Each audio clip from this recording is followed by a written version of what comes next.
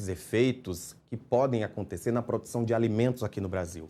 Eu chamo agora a repórter Madu Toledo, que vai entrevistar ao vivo a ministra do Desenvolvimento Social e Agrário do Brasil, Fernanda Machiavelli. Madu, é com você. Boa tarde a todos, boa tarde, ministra, bem-vinda ao Metrópolis. O El Niño de 2026, ele vem com uma roupagem um pouco diferente. O Centro Nacional de Monitoramento e Alertas de Desastres Naturais, o CEMADEM, classificou em nota técnica o El Niño que o El Niño de 2026 pode se tornar um dos mais fortes da história, porque ele vem somado aí já com as mudanças climáticas, né, o fim dos tempos, como algumas pessoas costumam dizer. Nesse sentido, do El Niño reforçado esse ano, com qual cenário o governo trabalha? É considerado que o Brasil está nesse cenário de um dos maiores desafios climáticos da modernidade? Como que o governo tem pensado nisso?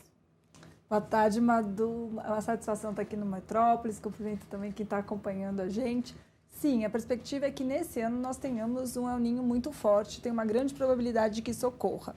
Já vai ser a segunda vez que a gente tem um El Niño muito forte, só desde que o presidente Lula voltou ao poder em 2023. Então, de fato, a gente tem enfrentado um cenário de eventos climáticos intensos cada vez mais frequentes. E aí, nesse ano, o grande diferencial é que a gente já está com a estrutura inteira de coordenação do governo, coordenada pela Casa Civil, preparada para enfrentar esse fenômeno de forma preventiva nas suas várias esferas, da agricultura, ao abastecimento, a segurança alimentar, até o setor de energia, passando pela parte de infraestrutura, do que pode acontecer. Então, nós já nos antecipamos aos possíveis efeitos de ter chuvas intensas na região sul do nosso país, estiagem no norte e nordeste, chuvas atrasadas no centro-oeste.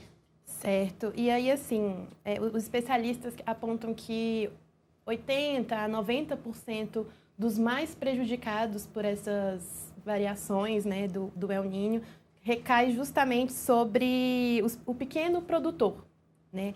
Nesse sentido, ministra, qual hoje é a maior preocupação do Ministério, né, em relação aos pequenos produtores rurais para enfrentar o El Niño de 2026? Nesse pacote que foi organizado pelo governo do presidente Lula, tem algumas frentes voltadas justamente para a agricultura familiar. Em primeiro lugar, é garantir que o milho que abastece os criadores de animal na região Nordeste, onde tem 50% da agricultura familiar, chegue a tempo. Então, nós já estamos comprando 180 mil toneladas de milho aqui no Centro-Oeste e garantindo que esse milho chegue em todos os pontos de venda da Conab no Nordeste para alimentar as criações de animais, porque isso sempre é uma questão, né? A gente não pode deixar essas criações sem abastecimento, porque aí é que a gente tem as perdas de animais e isso é um impacto econômico muito grande para as famílias da agricultura familiar. A outra frente é garantir que as cestas de alimentos e a própria produção de alimento chegue nas comunidades no norte antes que os rios sequem. Então, o que a gente já está fazendo? Já adquirindo essas cestas, né, por meio do MDS, que faz parceria com a Conab, levando essas cestas para os pontos na região norte e também fazendo a compra das próprias comunidades da agricultura familiar que estão no norte. E aí eu estou falando de comunidades indígenas, ribeirinhas, de povos e comunidades tradicionais que têm os seus roçados, a gente já compra de lá, já armazena e já garante que a gente tenha abastecimento para essas comunidades depois que o rio secar, porque daí depois é só por vias aéreas. E, além disso, já garantindo também para o conjunto da nossa população a compra do arroz. Se você se lembrar, Madu, na última vez que a gente teve enchentes fortes no Rio Grande do Sul, teve um problema de abastecimento de arroz, né? Por conta das questões de infraestrutura, o arroz que é produzido no Rio Grande do Sul não conseguia chegar no resto do país e isso elevou os preços de forma muito abrupta. Então, dessa vez, a gente está comprando 300 mil toneladas de arroz, que vai nos permitir ter no governo federal um estoque de 600 mil toneladas e, com isso, a gente tem 5% do consumo nacional garantido, evitando que, se tiver qualquer evento que comprometa a nossa safra, a gente possa entrar e evitar uma oscilação de preço que não é desejada. Realmente. Ministra, como a senhora já estava comentando, né, sobre as plantações do Rio Grande do Sul, vou aproveitar para puxar uma outra pergunta aqui, então, que eu tinha separado para a senhora. Segundo a Emater, 72% das pequenas propriedades no Rio Grande do Sul elas estão hoje num patamar mais básico de preparo técnico para lidar com essas variações climáticas. Também, agora subindo um pouquinho, né, indo para o Amazonas, os produtores do Amazonas já pediram, né, um atendimento emergencial para 960 famílias em 16 comunidades. Isso a gente está falando, não chegamos ainda no ápice do El Niño, que deve acontecer por volta de setembro, no fim de agosto, setembro. Então, assim, o governo já tem, dentro dessa perspectiva de preparo técnico para lidar com as mudanças, o governo já tem uma prioridade de municípios para ser trabalhado, para essas ações preventivas, realmente ações preventivas antes do desastre vir a acontecer. Sim, tem uma série de ações que estão nesse pacote que foi apresentado pela ministra Miriam, né? No que se refere ao Rio Grande do Sul, primeiro são as ações de infraestrutura que foram feitas para evitar justamente o transbordamento do rio na capital, em Porto Alegre. Mas, além disso, a gente já tem preparado as questões para amparar também os agricultores em todo o estado. E aí eu estou falando de correções de solo, proteção do solo com cobertura, para a gente não ter o mesmo fenômeno que aconteceu no último evento, que foi, além de todas as perdas, né, de infraestrutura, comprometimento das estradas, desabamento das casas, alagamento dos terrenos, a gente teve uma perda de solo muito significativa nesse estado, que é um importante estado da produção de alimentos. Então, isso é uma ação que já está em curso. Além disso, hoje a gente tem o Proagro, que é esse seguro, que apoia a agricultura familiar com uma ação muito forte no Rio Grande do Sul, um estado que teve 3 estiagens, uma enchente, um evento. Então, tudo já aconteceu com ele só nessas últimas safras, né? A gente teve só no ano passado uma safra menos impactada, que nos permitiu também reduzir o volume de Proagro, mas é um estado que tem sido muito afetado pelas mudanças climáticas. E já no norte, como eu te dizia, nossa preocupação, Madu, é garantir o abastecimento nessa região, para o caso de a gente, de fato, ter a seca antecipada, né, dos rios, ou uma seca mais severa dos rios, fazendo com que as famílias não sejam penalizadas por falta de acesso aos alimentos. E fortalecendo os roçados, né? Isso a gente já fez com comunidades indígenas que estavam muito vulnerabilizadas. Fizemos assistência técnica, apoiamos, por exemplo, os Yanomamis, que hoje estão com seus roçados recuperados, produzindo alimentos para se autoabastecer e assim também garantir, né, esse equilíbrio nutricional no país. Certo, ministra. Só para eu ver se eu entendi, então. Dentro desse pacote, existem medidas de adaptação e de prevenção também para esse momento extremo climático? Ou o governo já se prepara, na verdade, para o pós? Como que está sendo feito esse trabalho no antes?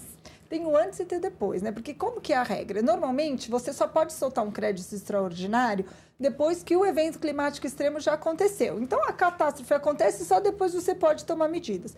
Hoje, com base na ciência e com base nos dados, já é possível afirmar que a probabilidade de acontecer um El Niño é muito alta, um El Niño muito forte. Então, o que nós construímos já foi uma série de medidas para se antecipar. Então, não vamos esperar, não tem outro momento para comprar o milho, para comprar o arroz. O momento é agora, porque agora que é a safra, a gente tem que se preparar. Por quê? Quando vai ter o impacto na região Nordeste? Não é em setembro, outubro, é ali em fevereiro. Em janeiro, fevereiro, se a estiagem se prolonga, a gente vai ter menor oferta de alimentação para as criações animais lá na frente. Então, embora comece o fenômeno climático agora nesse segundo semestre, no meio, o impacto vai até 2027. Então, a gente tem que fazer as ações agora.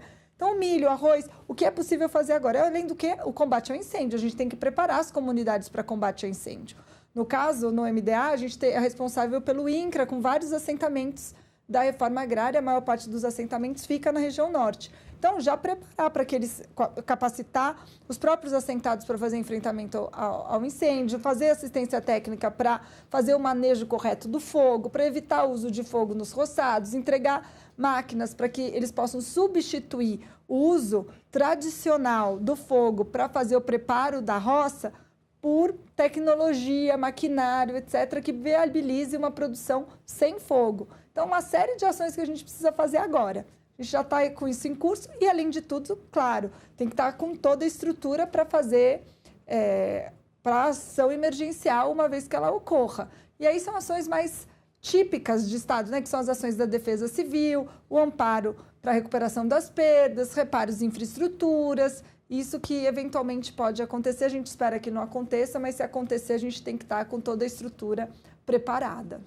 Certo. Então, hoje, na verdade, a gente trabalha com um cenário de, caso aconteça alguma catástrofe, algum desastre, que com certeza não é o que ninguém quer, aí sim o orçamento ele é acionado nesse sentido. Não estamos trabalhando, então, com um orçamento para previsão de adaptação antes. Não, então a diferença dessa vez foi essa. Como a gente está com base na ciência, está vendo que a probabilidade é muito grande, já deve sair um crédito extraordinário de 1 bilhão e 300 milhões, que já prevê ações preventivas, ações para que a gente já comece a estruturar. Por um lado, a prevenção aos incêndios, do outro, a formação de estoques, a entrega das cestas, as ações relativas à energia, para justamente já se antecipar a uma eventual redução dos reservatórios, enfim, uma série de ações que já estão nesse pacote que já começa a acontecer agora. Para que, se algum evento acontecer, a estrutura estatal já está preparada para dar um amparo para a nossa população e para reduzir os danos e o risco.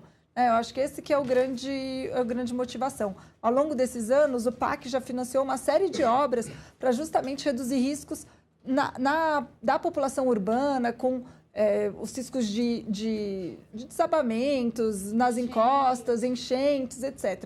Isso já está feito. Tem muitas obras que já estão em curso, mas tem outras coisas que a gente precisa agir e se preparar já com base nas experiências anteriores, e agora a gente está com uma série de ações em curso. Certo. Sobre esse grupo de trabalho, né, que o Ministério criou, ele tem um orçamento de 1,3 bilhão, como a senhora estava explicando, e também temos o Plano Safra, né, de 2026, que trouxe aí o orçamento, mais dinheiro para o orçamento também, mas apesar disso, né, tanto do grupo de trabalho quanto do próprio Plano Safra, o Programa de Garantia de Atividade Agropecuária, o PROAGRO, igual a senhora já tinha comentado, já tem 45% do orçamento de 2026 tomado por conta das outras safras, né? Igual a senhora estava comentando. Agora a gente vai passar pelo ano de 2026 e só lá para fevereiro, março de 2027 que a gente realmente vai entender quais foram os prejuízos, por assim se dizer. Aconteceu isso da última vez. Por isso, 45% do orçamento do PROAGRO, que é esse Programa de Garantia de Atividade Agropecuária, já está usado em 2026. Por que o fortalecimento desse seguro social não acompanhou, né, necessariamente o aumento dos riscos climáticos? O orçamento dele, que já está bem comprometido, vai dar conta para o ano de 2026? Então, a gente tem três programas de seguro no governo federal, né? Um primeiro que é para esse agricultor mais vulnerável, que está especialmente localizado no semiárido brasileiro, que não acessa necessariamente o PRONAF, mas que precisa ter uma garantia de renda quando ele tem perdas. Esse programa chama Garantia Safra. Ele garante que as famílias tenham uma renda de R$ 1.200 no caso de perdas. O programa está tão bem desenhado que nessa safra a gente está com um superávit bastante vultoso no fundo. E o que a gente fez? Com esse recurso, nós fizemos uma chamada pública para financiar ações de adaptação climática no semiárido. Então, são 400 milhões que foram destinados só para adaptação, para que as famílias mais pobres do semiárido brasileiro possam investir numa cisterna de produção, possam fazer uma captação de água, uma irrigação, um quintal produtivo, enfim, se preparem para o contexto de estiagem. Isso é uma ação. Um outro seguro é o PROAGRO, ele é para a agricultura familiar. O PROAGRO, ele teve, só para você ter uma noção, quando a gente assumiu em 2023, estava completamente caótica a gestão do PROAGRO. Não tinha uma coordenação geral, não tinha supervisão, não tinha fiscalização e o custo que estava sendo de pagamento desse seguro estava em 10 bilhões a safra. Um problema fiscal enorme porque estava muito acima do que era orçado para o seguro. Nós fizemos uma série de ajustes no PROAGRO, junto com o Banco Central, junto com o Ministério da Fazenda, e conseguimos voltar esse programa para uma linha de previsibilidade.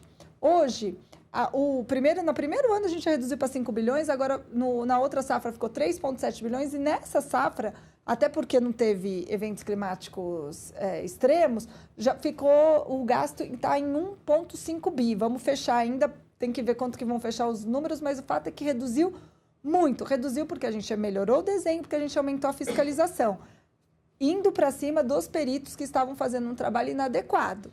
Ok. Depois disso, com muito diálogo agora com as organizações, a gente conseguiu fazer adaptações. Eles estão bastante satisfeitos que a gente reduziu as alíquotas do Proagro, que assim funciona. Quando ele vai contratar o crédito, o Pronaf, ele contrata junto o seguro. E aí, a gente... Para quê? Porque se tiver perda, a agricultura é uma atividade de risco, se ele tiver perda, ele está coberto. Então, a gente voltou até cobertura com uma alíquota menor, que ele tem que contribuir para acessar esse seguro. No caso das culturas alimentícias, né, os alimentos que estão na nossa cesta básica, nós reduzimos muito essa alíquota.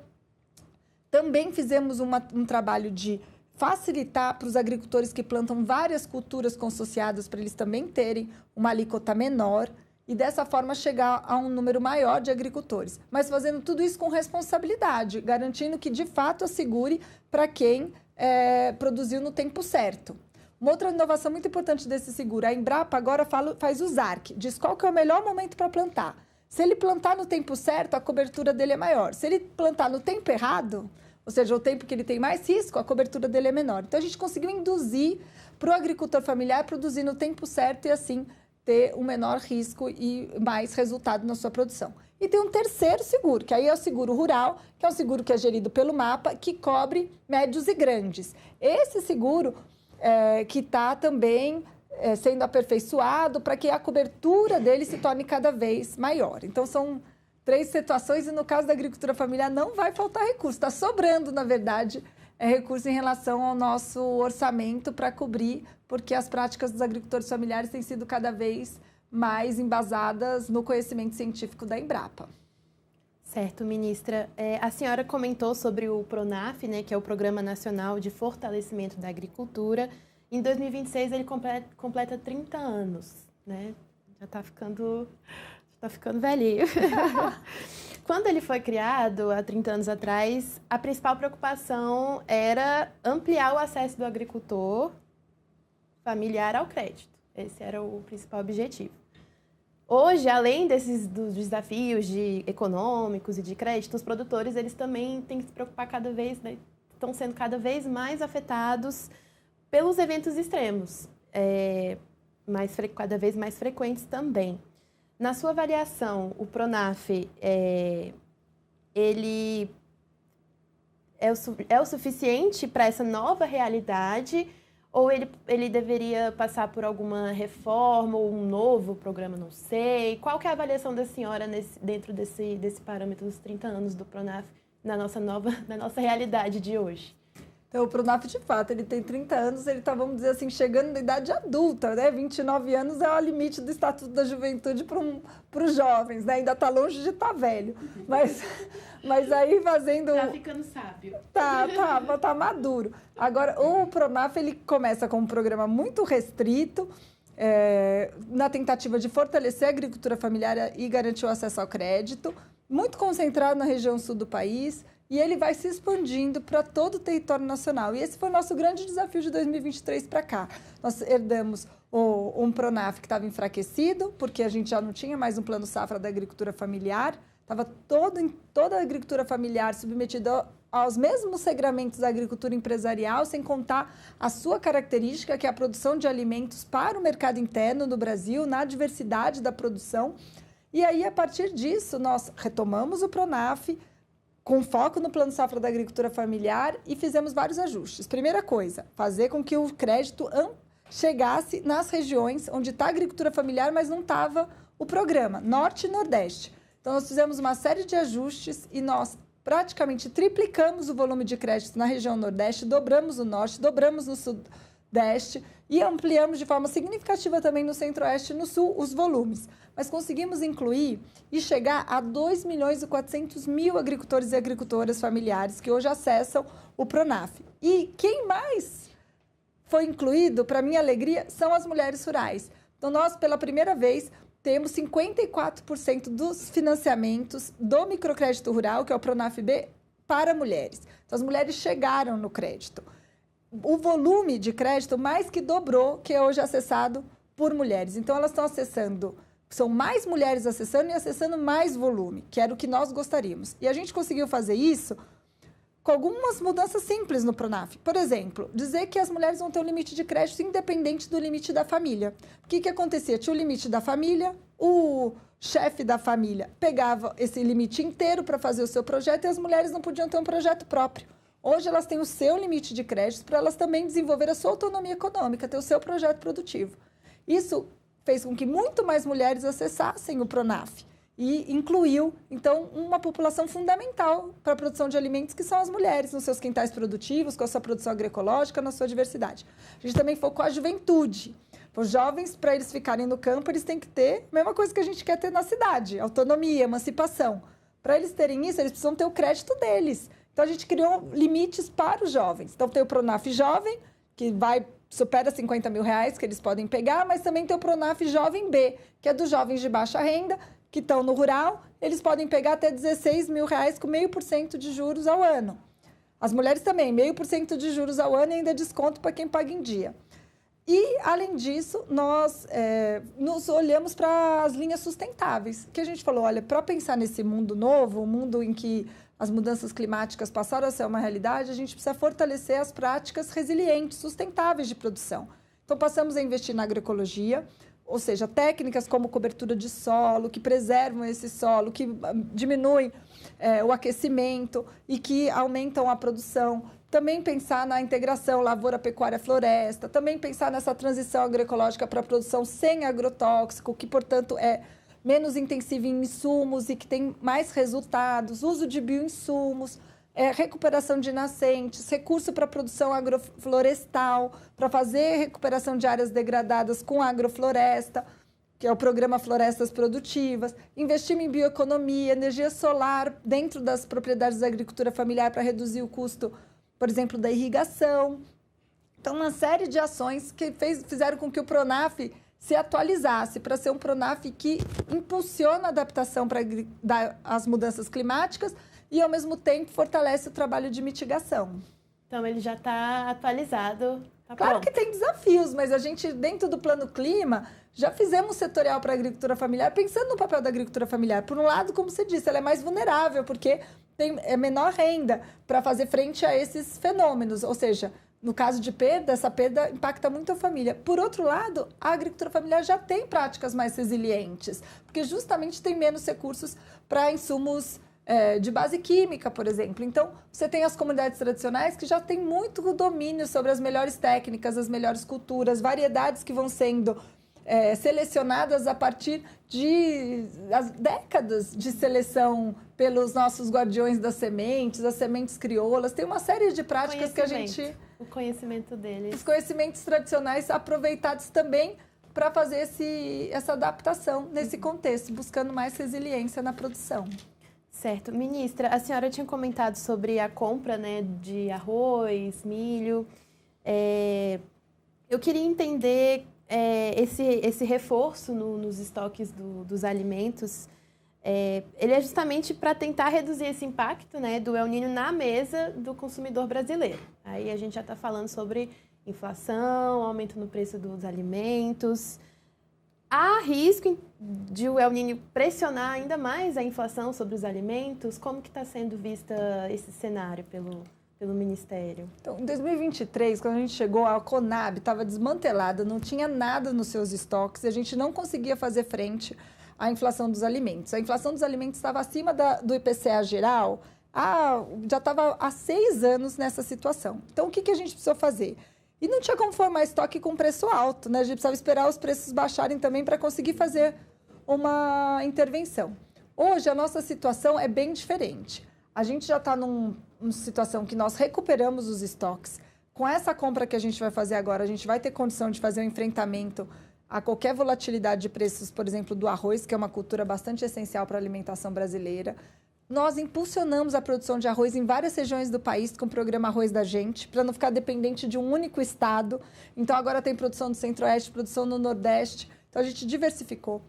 Tem a questão também das demais culturas que a gente está atento, o feijão, o trigo, as hortaliças. É normal que a gente tenha uma sazonalidade mesmo na produção, né? Primeiro semestre é mais intensivo, no meio do ano a gente sempre tem uma redução da pressão inflacionária. Mas nesse ano e no ano passado, a gente está com resultados excepcionais. Se você for ver a prévia agora do mês de julho, já mostrou uma queda, uma deflação, né, dos alimentos de 0,66 nos alimentos, mas se for os alimentos em domicílio, está 1,14 de deflação. Então, a gente tem uma redução desse preço. 2025 tinha tido a mesma coisa, então a gente está nessa tendência. E a inflação de alimentos hoje está segurando o IPCA geral, né? Hoje ela é na verdade, o nosso antídoto, porque a gente conseguiu, por meio do Plano Safra, expandir essa produção, aumentou a área plantada de alimentos e agora a gente tem oferta de alimentação saudável para alimentar as famílias brasileiras. E eu fico muito feliz que eu acabei de voltar também lá da FAO, e na FAO, Madu, a gente celebrou que a gente está com o menor índice de insegurança alimentar da nossa história, e não foi só isso. A gente incluiu 20 milhões de pessoas a mais que passam a alimentar com comida saudável, que é essa comida que é produzida pela agricultura familiar, diversificada, in natura, minimamente processada, que realmente não tem só as calorias, tem também a qualidade necessária para a gente ter uma população saudável. Estamos prontos, então, para enfrentar o El Niño. Vamos sim. A gente tem que fazer frente a um fenômeno que é a natureza, né? Os homens e mulheres, a gente tem que ter muita humildade quando a gente está diante de fenômenos climáticos dessa magnitude, mas ao mesmo tempo a gente tem que estar coordenado enquanto governo fazer frente usando a ciência como nosso principal parâmetro e desenhando boas políticas públicas para fazer frente a essas situações. Certo, Madu, ministra. será que eu posso fazer uma pergunta, se a ministra me permite? É que você acabou de falar em relação à natureza, que infelizmente a gente não controla, mas infelizmente no mês passado esse novo tarifaço imposto pelo governo Trump. Então a gente está enfrentando, além de um El Niño mais poderoso em 150 anos, tarifas impostas em relação a vários produtos brasileiros. Eu queria saber se os programas de contenção em relação ao tarifaço são os mesmos em relação ao El Niño ou se há projetos específicos quando o assunto é tarifaço. De fato, além das questões da natureza, a gente ainda tem as questões da geopolítica para se debruçar.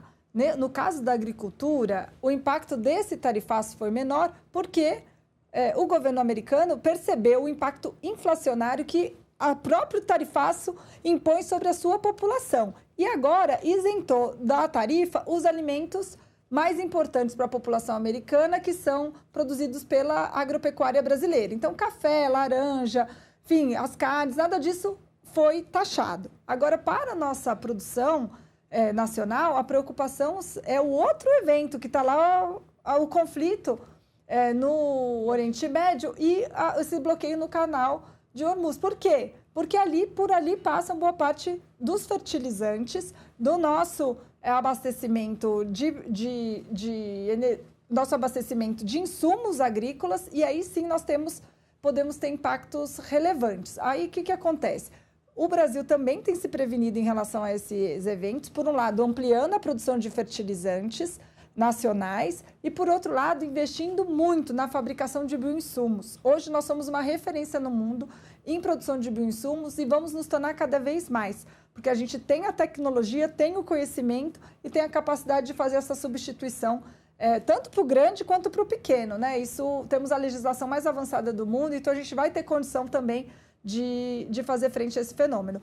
Nessa safra já está precificado, tanto os preços de fertilizante quanto os demais preços, mas a gente tem que seguir acompanhando para que isso não venha afetar nem o custo de produção, a margem de ganho dos produtores e nem o preço para os consumidores. Muito obrigado, Madu Toledo, que entrevistou Fernanda Machiavelli, que é ministra do Desenvolvimento Agrário. Por favor, sinta-se à vontade sempre para voltar aqui no Agora Metrópolis. Obrigada, ministra. Eu que agradeço, Madu. Obrigada. É uma satisfação estar aqui com você no Metrópolis.